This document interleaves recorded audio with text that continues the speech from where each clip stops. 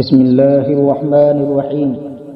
جب عورت مرد کے ہونٹوں میں ہونٹ ڈال کر بوسہ دے تو سمجھ جانا کہ وہ عورت اسے دل و جان سے چاہتی ہے۔ عورت کی قیمت اس کی اپنی حیا ہوتی ہے۔ بے حیا عورت کی قیمت کوڑیوں کے برابر ہوتی ہے۔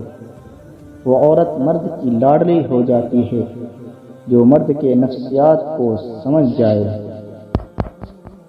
اگر مرد کسی عورت سے سچی محبت کر لے، نہ تو وہ کسی غیر عورت کی طرف دیکھتا ہے اور نہ ہی کسی غیر مرد کی نظریں اپنی عورت پر برداشت کرتا ہے۔